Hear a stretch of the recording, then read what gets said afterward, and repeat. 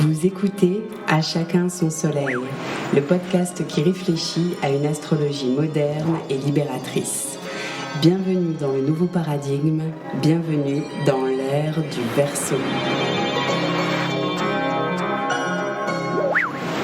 Chacun a son soleil et il est un soleil. Vous êtes un soleil. Et si vous désirez découvrir et comprendre l'astrologie, connaître l'ère du temps astro et les énergies du moment, aiguiser votre conscience et écouter des personnes inspirantes, ce podcast est fait pour vous. Je m'appelle Faustine et j'ai l'élan de contribuer à vous rendre tout cela accessible. Je vous souhaite une très bonne écoute.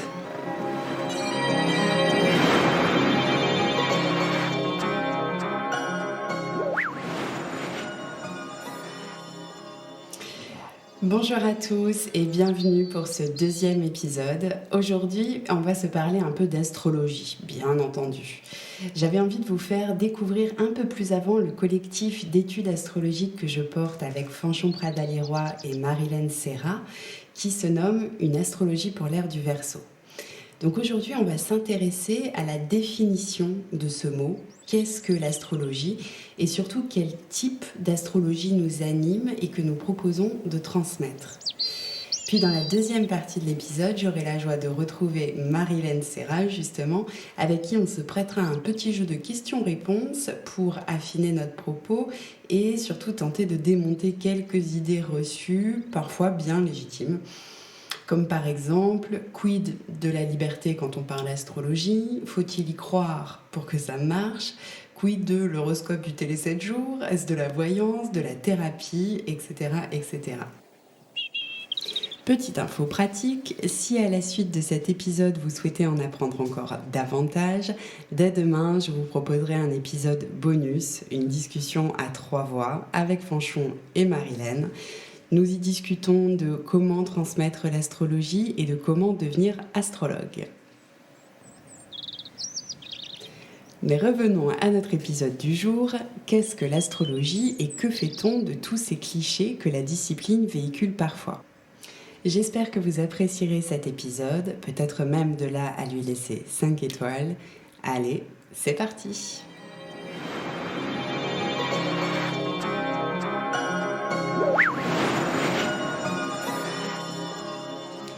Ce qu'il faut savoir quand on parle d'astrologie, c'est qu'on parle à partir d'une discipline qui est très ancienne. On trouve les premières traces d'astrologie et d'astronomie quasi en même temps que l'on a les premières traces d'écriture. Déjà en Mésopotamie, on a retrouvé des tablettes qui montraient l'intérêt et l'importance que l'homme apportait à l'étude du ciel.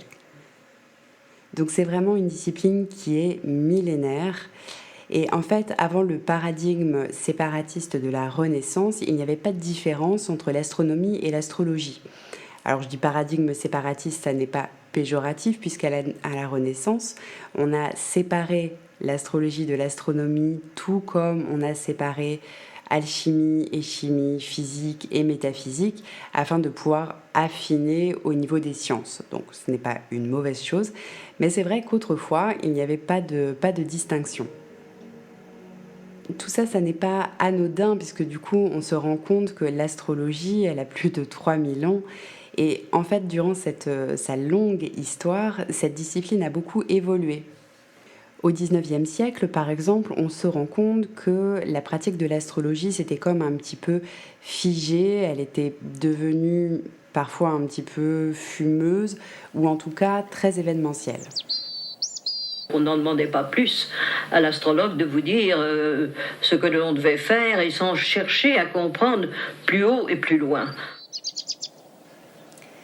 Or, bien sûr, vous le savez peut-être déjà, mais c'est une discipline qui est bien plus vaste et bien plus sublime. Et ce qu'on essaie de faire aujourd'hui, en tout cas dans notre collectif, c'est de tirer le fil des enseignements qui nous ont été laissés et d'en extraire un petit peu l'essence et de la revaloriser. Puisque ce n'est absolument pas une pratique qui soit fumeuse ou autre, c'est une discipline absolument majeure. Nous, on aime l'appeler, je vous l'avais déjà un peu partagé dans le dernier podcast, on aime dire que c'est une science de la conscience et un art de la reconnaissance. Une science de la conscience parce que c'est une discipline qui s'attache à comprendre les fondamentaux de l'être humain et qui permet d'approcher, on va dire, la part âme d'un être. Et c'est un art de la reconnaissance puisque cette discipline nous permet de nous apprendre à se reconnaître soi-même. En fait, l'astrologie qui nous anime et qu'on me propose de développer, de transmettre, c'est quelque chose qui permet aux êtres de trouver leur juste place dans l'écosystème du vivant. Alors certes, c'est vrai que c'est une discipline ésotérique, mais pas que. C'est aussi une structure grandiose qui est transdisciplinaire et qui se situe au carrefour des sciences, du spirituel, de l'art, de la philosophie, de la psychologie. L'astrologie propose une grille de lecture de la réalité concrète et subtile. Et je suis convaincue que ça peut nous guider vers la joie d'une plus grande écologie intérieure et extérieure de fait. Pratiquer l'astrologie, c'est pratiquer une remise en lien de l'individu avec lui-même et aussi avec le monde qui l'entoure. Quand Jésus disait « faites retour », c'est-à-dire « retournez-vous vers vous-même », eh bien voilà, l'astrologie est un de ces chemins qui mène à cette conscience de soi et à la conscience d'être finalement parfaitement à sa place au milieu du grand tout. Et quelle que soit notre personnalité, quel que soit notre niveau d'évolution, d'éducation, notre milieu social, nos expériences, elle nous guide dans un processus de réunification et elle nous montre chaque jour combien toute vie a sa propre dignité dans la grande permaculture humaine que nous formons. D'autre part, c'est une discipline qui, je trouve, amène, c'est une de nos collègues qui nous avait donné cette expression que j'aime beaucoup, c'est une discipline qui amène du souffle dans les engrenages de la vie humaine et qui permet de conscientiser véritablement notre dynamique évolutive. On peut comprendre ce qui est en train de se tisser lors d'un événement particulier, on peut essayer d'approcher le fil rouge profond de nos vies à chacun, et toujours dans cette idée de reconnaissance et de liberté. Alors on reviendra tout à l'heure avec Marilène sur cette notion de liberté qui est vraiment centrale. Mais avant ça, je voudrais revenir brièvement sur la définition du mot ésotérique que j'ai employé tout à l'heure. Quand je dis que l'astrologie est une discipline ésotérique, ça ne veut pas dire que c'est un truc complètement perché ou encore un truc de bonne femme ou que sais-je, comme on entend parfois. Quand je dis ésotérique, c'est en opposition à exotérique. Exo, extérieur, éso, intérieur. Donc l'astrologie est une discipline qui part de l'intérieur puisqu'elle replace toujours le sujet au centre. C'est une discipline qui est subjective en réalité. Alors c'est quelque chose qu'on reproche souvent d'ailleurs à l'astrologie. Oui, mais c'est pas objectif, etc. Ok, mais quid de l'objectivité? Je vous pose la question. Est-ce que ça existe véritablement? Je dis ça parce qu'on est d'accord qu'on est tous des êtres humains et que donc on parle toujours à partir de nos propres filtres, de notre propre réalité. Donc même quand on essaie de parler de faits objectifs, on s'exprime avec une forme de subjectivité. Discipline subjective donc, et c'est quelque chose que l'astrologie assume très bien et c'est tant mieux. C'est tant mieux parce que je crois que le monde a grand besoin, surtout en ce moment, de remettre les sujets au centre et non plus d'en faire des objets. Donc voilà ce que je peux vous donner comme brève définition de l'astrologie. Et maintenant, on va s'attaquer à quelques idées reçues qu'on a sur cette discipline en répondant à quelques questions qui nous ont été posées par YouTube ou Instagram. J'en profite d'ailleurs pour remercier tous ceux qui ont eu le courage et la gentillesse de nous envoyer ces questions. Et donc c'est parti, on accueille Marilène. Salut Marilène. Salut Faustine. Je suis très heureuse que tu sois là aujourd'hui. Bon, on se connaît bien puisqu'on travaille ensemble dans le collectif Une astrologie pour l'ère du Verseau. Tu es astrologue, chercheuse, clinicienne, mais pas uniquement. Tu as aussi d'autres cordes à ton arc. Tu travailles à faire le lien entre l'astrologie et le corps. Oui, alors du coup, à côté de, on va dire, la formation d'astrologue, avec de grands guillemets, j'ai fait une formation en thérapie psychocorporelle et je me suis formée aussi au massage de détente. Et donc, depuis quelques mois, j'ai réussi à mettre en place une technique où on peut travailler les blocages qu'on peut déterminer et retrouver dans le thème astral ou dans l'air du moment. Ça se détermine avec la personne. Et ensuite, on peut aller le travailler sur le corps à travers un peu de massage de détente, mais aussi des points énergétiques, des tensions corporelles et en travaillant avec l'énergétique, la reliance aux planètes. Ouais, Voilà. excellent. Non, mais ça, il faudra de toute manière qu'on se fasse un épisode complet là-dessus, parce que, alors, bon, tu le sais, je suis ostéopathe de formation, donc moi, le lien entre l'astrologie et le corps, je crois qu'on va pouvoir en parler un sacré paquet de temps. Oui, Bon, il y et a plein de choses intéressantes à en dire et en faire, je pense, tu de m'étonnes. ce lien-là. Et je trouve ça pas étonnant non plus qu'on soit toutes les deux dans l'astrologie et toutes les deux dans le corps. C'est que forcément, il y a quelque chose à en dire. C'est vrai qu'en termes de synchronicité, on est quand même pas mal. Ouais.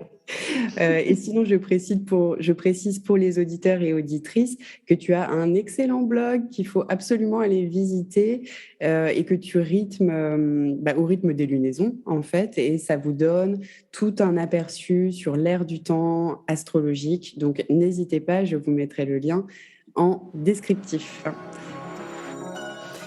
Donc, on est parti pour les questions-réponses. Qui commence? Je te laisse poser la première. Yes, ok, je t'écoute. Alors, Faustine, est-ce qu'il y a besoin d'y croire pour que ça marche? Ah, est-ce qu'il y a besoin de croire en l'astrologie pour que ça marche? Très bonne question. Alors non, je ne crois pas. Déjà parce que l'astrologie, ça n'est pas une croyance, c'est un langage. Et donc on n'est pas en train de croire qu'on parle français, on parle français. Et ça n'est pas non plus une religion d'ailleurs. Et donc en ce sens, je ne crois pas que l'astrologie a à faire la démonstration de quelque chose comme si c'était de la voyance ou un truc un peu obscur et donc il faut prouver que ça marche. Ben non, l'astrologie et l'astrologue ne répondent qu'à la clinique et au consultant qui peut-être est là en face de nous, voilà tout. Par contre, c'est vrai qu'on peut se demander si on parle ce langage. Mais là, pour le coup, c'est vrai qu'il est souvent assez mal connu. Et c'est aussi pour ça que c'est une des missions de ce podcast, d'ailleurs, que de rendre cette langue accessible pour qu'on soit de plus en plus nombreux à parler ce langage astrologique et qu'on puisse avancer collectivement, une personne à la fois, sur ce chemin de conscience. L'autre chose peut-être à préciser, c'est qu'une des bases de l'astrologie, c'est l'astronomie, donc de la science. Hein, s'il y a des cartésiens parmi nous, soyez rassurés, voilà, l'info est lancée. L'astronomie, c'est la part science de l'astrologie. Après, on travaille avec des archétypes et c'est là que le langage se crée. Et un archétype, c'est pas rien puisqu'il canalise la perception humaine depuis les débuts de l'humanité. C'est vrai aussi qu'on parle en astrologie d'un point de vue qui est toujours subjectif, je vous le disais tout à l'heure, mais c'est ça qui intéresse l'astrologie, c'est le sujet.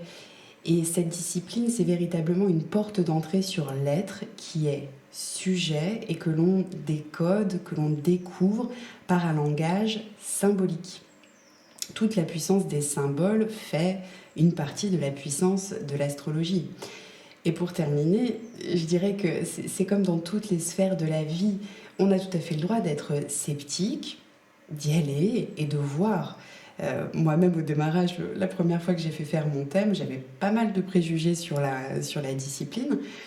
Mais voilà, on y va et puis on garde que ce qui vibre pour nous, que ce qui résonne, que ce qui nous semble juste et utile en fait, tout simplement. Et donc, prochaine question pour toi, Marilène. Est-ce que l'astrologie, ça s'apparente à de la voyance, à de la thérapie? Point d'interrogation. Alors d'abord, parce qu'il y a quand même deux parties dans cette question. Donc non, l'astrologie, ce n'est pas de la voyance. Après, loin de moi l'idée de critiquer la voyance, parce que je pense que des gens ont certains dons et que voilà, c'est comme ça. Mais pour moi, l'astrologie, c'est pas ça. Comme le disait Faustine tout à l'heure par rapport à la réponse sur la croyance, c'est que quand même l'astrologie s'appuie sur l'astronomie. On peut pas faire d'astrologie sans faire d'astronomie, ce n'est pas possible. Donc, on a quand même une base très concrète qui fait que quand un cycle arrive, par exemple, je sais pas, on va voir le carré de Pluton à lui-même à tel moment de notre vie, l'astrologue le voit et vous en parle. C'est pas de la voyance puisque c'est un fait. C'est comme ça. Pluton arrive là. Dire, vous pouvez vous retourner dans tous les sens et changer votre vie. Pluton passera là quoi qu'il arrive. Ça ne peut pas changer. C'est comme ça. Par contre, la voyance, elle va peut-être dire et pressentir comment vous allez vivre ce carré de Pluton à Pluton, alors que l'astrologue, dans l'idée, il peut vous dire oui, voilà, c'est dans telle maison, donc il y a telle quand même tonalité vibratoire, il y a telle énergie, peut-être ça touche tel aspect de votre vie, mais c'est vous qui allez éclairer votre thème, vos transits et comment vous allez les vivre. Et du coup, c'est vous qui avez la liberté toujours de vivre les choses comme vous le pouvez, mais aussi comme vous le voulez. Et ça va juste être une proposition de voilà ce qui se joue dans le ciel, voilà comment ça résonne dans vos thèmes, qui vous êtes vous dans cette résonance et comment vous allez évoluer avec. Super. Et est-ce que c'est plus de la thérapie du coup ? Moi, je pense que oui.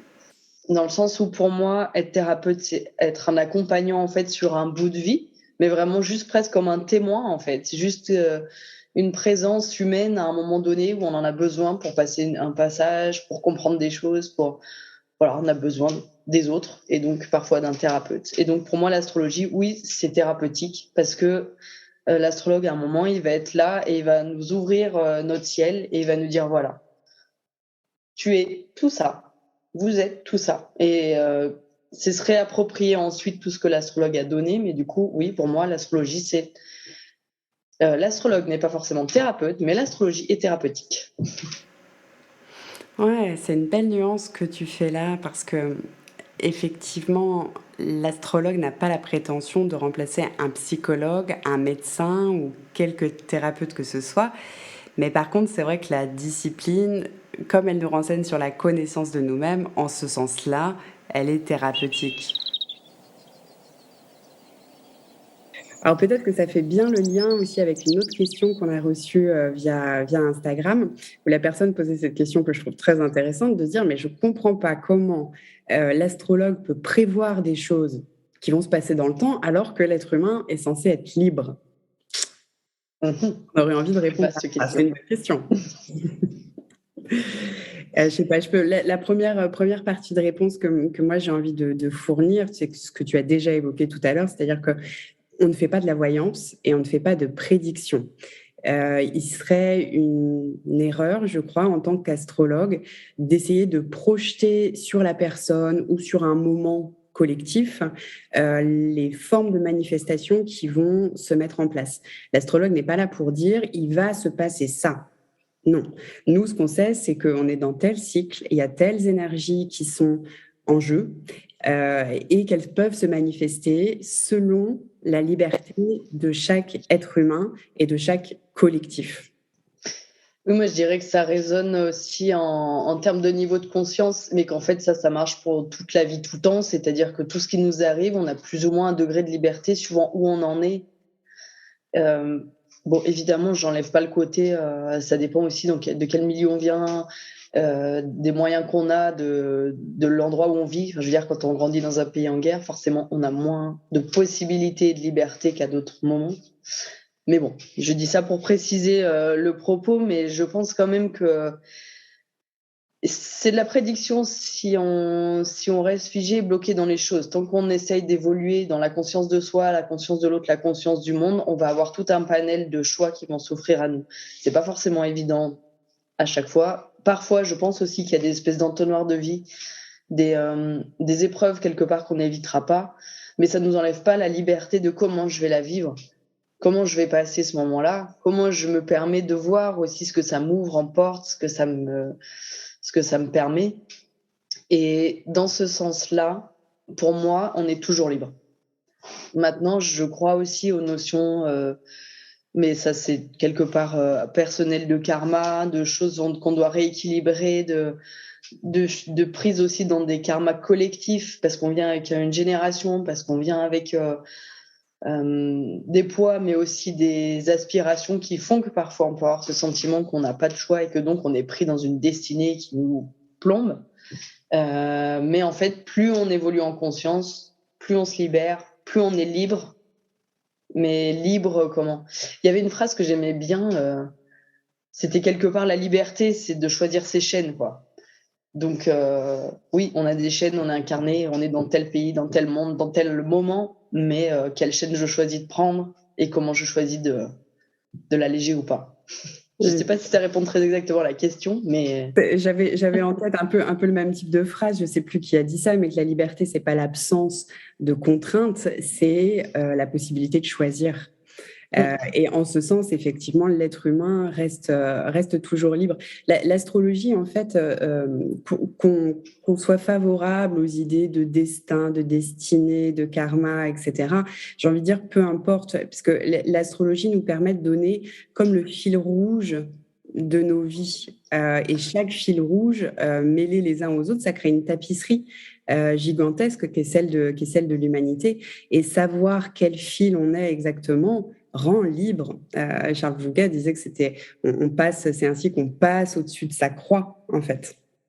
Et donc, l'astrologie permet ça, par prise de recul. Donc, c'est plutôt une discipline qui libère et qui n'est pas en train de dire vous avez un karma, vous avez une destinée de laquelle vous ne pouvez pas vous sortir. Absolument pas. C'est juste de dire voilà ce qui est et OK, bon, cette conscience nous permet de nous élever au-dessus de ça.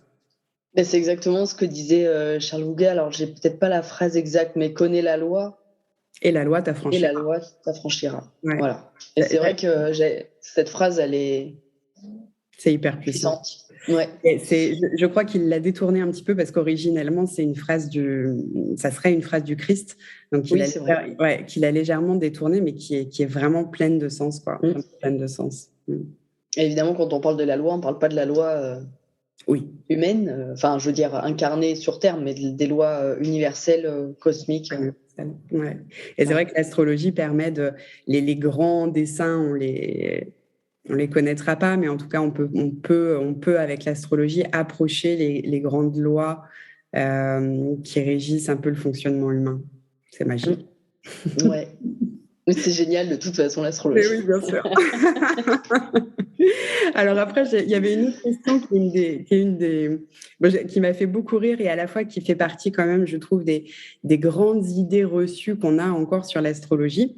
Quelqu'un qui nous dit pardon, mais pour moi, l'astrologie se résume à l'horoscope à la fin du Télé 7 jours. Alors, oui. Qu'est-ce que vous en pensez? Et en fait, c'est quoi ces horoscopes à la fin du Télé 7 jours? Alors, pour moi, l'horoscope de Télé 7 jours, c'est toute mon enfance chez ma grand-mère. Quand je lisais avec fascination cet horoscope, donc je comprends très bien. Mais non, en fait, dire que l'astrologie, c'est l'horoscope à la fin de Télé 7 jours, ça serait comme dire que le cinéma se résume au dessin animé des Pokémon. Ça serait, je sais pas comment dire, mais c'est prendre un espèce de tout petit grain de sable de la plage et se dire que c'est la plage, quoi. Donc un horoscope, c'est la forme la plus basique et la plus petite pour moi de l'astrologie. Il y a des gens qui font des horoscopes très intéressants, mais comment dire ça? Un thème astral, c'est au moins 10 points planétaire, plus 12 maisons, plus 12 signes, plus tous les aspects entre eux, plus les points visibles et invisibles, plus des points qu'on appelle fictifs parce qu'ils sont là autour de calculs faits depuis des millénaires. Hein, voilà. Donc, un horoscope, ça s'appuie juste sur le soleil.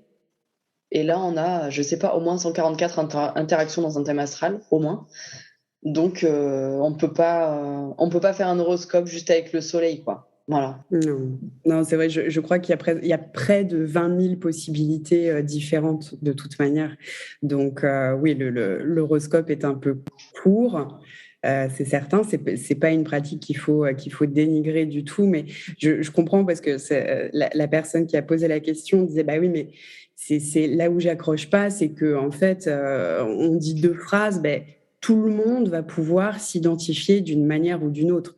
Et c'est vrai, en fait, je pense que c'est aussi ce qui fait le succès des horoscopes, c'est que quoi qu'on nous dise, on peut toujours trouver une manière de s'identifier. Donc, c'est pas inintéressant, mais c'est vrai, je comprends que pour certaines personnes, en fait, ça démystifie un petit peu et ça, ça pourrait dénigrer la science de l'astrologie, qui est une science de la conscience, mais simplement parce que c'est pas que c'est faux, mais c'est un peu court. C'est juste un petit peu court. Donc oui, dans un thème astral, quand véritablement on s'intéresse à une personne, à comment elle est constituée, on va être beaucoup plus fin, beaucoup plus précis, beaucoup plus subtil, aussi beaucoup plus concret. Il y a énormément d'informations qui peuvent s'en dégager. Vraiment un outil de conscience. Et qui dit conscience dit vastitude. J'invente des mots. Donc voilà, l'horoscope du Télé 7 jours peut être très rigolo autour d'un café, de voir comment ça peut résonner chez nous. Mais l'astrologie, voilà, c'est loin d'être que ça. Je trouve que cette image du grain de sable sur la plage, c'est exactement ça. Oui, après, je trouve ça quand même fascinant que, bon, on est dans une société qui se dit très rationnelle, très scientifique. Enfin bon, voilà. Mais dans quasiment tous les journaux, on trouve un horoscope.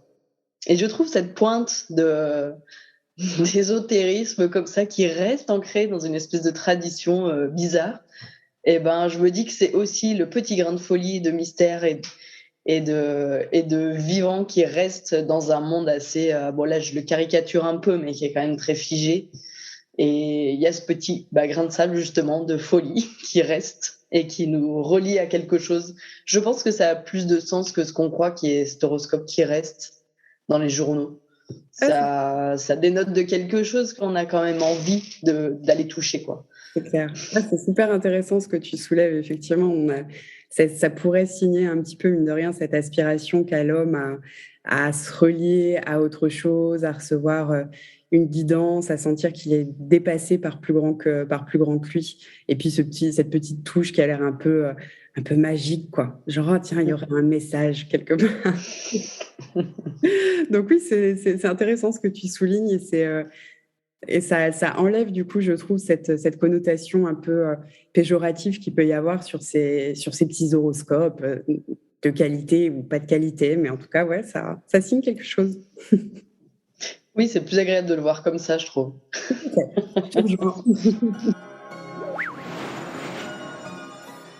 Ok, et donc dernière question qui nous a été posée et qui fait parfaitement le lien avec ce qu'on vient d'exprimer finalement. On nous demande quelle place peut avoir l'astrologie dans notre monde moderne à l'heure du matérialisme ou de la multiplicité des techniques dites de développement personnel. Franchement, on s'y perd, point d'exclamation. Qu'est-ce que tu en penses? Alors moi, je dirais que pour la première partie de la question, la réponse est presque dans la question, c'est-à-dire que dans un monde qui est ultra rationnel, matériel, où on nous a totalement coupé des cycles naturels et naturels, hein, qu'ils soient de la Terre ou des étoiles, on n'a absolument aucun sens et aucun lien avec ça. L'astrologie, c'est un bon moyen, je trouve, de se remettre dans notre juste place et de se reconnecter aux cycles réels, parce qu'en fait, nos cycles à nous, enfin, ça c'est mon opinion, mais à mon avis, ils sont absolument pas réels, ils sont pas incarnés dans la matière, ils sont coupés de la nature et du vivant. Donc pour moi, l'astrologie, c'est se reconnecter à cette réalité-là, qui est la vraie vie. Voilà. Et pour répondre à la deuxième partie de question, moi, ce que j'en dirais, c'est que oui, il y a plein de méthodes et c'est super chouette. Et je pense que tout fait des liens, tout se complète. Et je pense quand même que l'astrologie, elle est plurimillénaire et que donc elle a derrière elle des savoirs et des lignées de gens qui ont cherché à comprendre, qui ont cherché à transcrire et que du coup, ça lui donne pour moi quand même une place importante dans toutes ces thérapies-là. Et en même temps, toutes ces toutes ces démarches autour, parce que c'est pas tout des thérapies, mais enfin tout ce milieu-là vient enrichir énormément l'astrologie, dans le sens où pour moi, on sort complètement d'une astrologie qui serait fataliste et déterministe, comme ça a pu être le cas à certaines époques, et qu'on peut encore le croire aussi, parce que ça nous ouvre vraiment d'autres portes encore pour se libérer, évoluer en conscience, et donc pour moi, c'est un vrai complément à la sagesse millénaire de l'astrologie. Et toi, qu'est-ce que tu pourrais répondre, toi, Faustine? T'en penses quoi? Non, mais je te rejoins carrément. Je trouve que ta réponse, elle est top. Et c'est ce qu'on disait tout à l'heure. C'est toute cette. Il y a une telle force dans les symboles, dans la symbolique. Et puis, ce bagage si ancien n'est que. C'est que du bénéf, quoi. C'est que du bénéf. Et puis après, s'il y en a qui se demandent quel chemin de conscience on peut prendre, quelle thérapie de développement personnel ou autre, mais ma foi. Au feeling, allons-y au feeling, tout est parfait. Bon, ben extra, écoute, je trouve qu'on a fait un bon tour de la question. Il y a quelques clichés qu'on sautait là quand même dans cette histoire. Ouais. Écoute, je te remercie. J'ai hâte que tu puisses revenir dans ce podcast pour nous parler de tout ce que tu fais. Un petit mot peut-être sur les projets que tu as en cours en ce moment. Tu bosses sur quoi ? Alors là, en ce moment, je bosse sur un projet de monter des petites vidéos de cours sur les archétypes des signes du zodiaque. Et par contre, de les visiter avec les maîtrises selon Alice Bailey, donc le tibétain et tout ce courant-là qui, je trouve, ouvre des portes pour moi plus intéressantes que les maîtrises traditionnelles. Donc l'idée, c'est de vous proposer des vidéos autour de ça et puis certainement des podcasts où on pourra échanger sur ces archétypes qui sont si gigantesques et si riches. Ah mais tu m'étonnes, tu seras obligée de venir nous en parler, c'est une certitude. Je te remercie Marilène, à bientôt. Merci à toi, à bientôt. Salut. Voilà, j'espère que vous aurez apprécié cet entretien et apprécié rencontrer Marilène. Je voudrais conclure cet épisode en soulevant une phrase que j'ai beaucoup entendue sous diverses formes, mais à savoir, en gros, moi, je n'aime pas l'astrologie parce que cela voudrait dire que je suis sous influence. Et donc cette dernière idée reçue, pour le coup, elle a vraiment la vie dure. On fera, je pense, un épisode complet sur cette question. C'est une énorme question. Mais je ne pouvais pas vous laisser sortir de cet épisode sans vous donner au moins une petite piste de réflexion à ce sujet. Et je vais donc laisser Germaine Hollet vous la donner. Donc il faut bien comprendre, avant toute chose, que nous ne sommes pas influencés. Que c'est nous qui sommes un centre d'énergie planétaire à l'image du ciel qui nous vit naître, placé de la même situation, mais que nous sommes ce centre d'énergie qui se meut constamment en accord avec les planètes du ciel. Mais c'est une analogie et ce n'est pas une influence.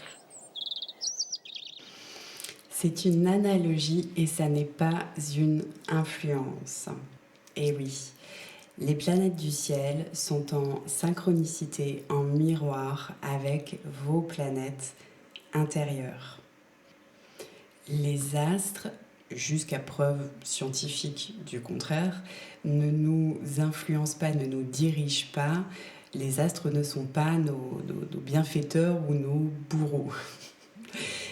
Et pour terminer et vous laisser méditer sur cette question, je vous rappelle ce qui est écrit sur la table d'émeraude de Thoth, à savoir tout ce qui est en bas est comme ce qui est en haut et ce qui est en haut est comme ce qui est en bas. Voilà, à méditer et je vous en reparle très vite.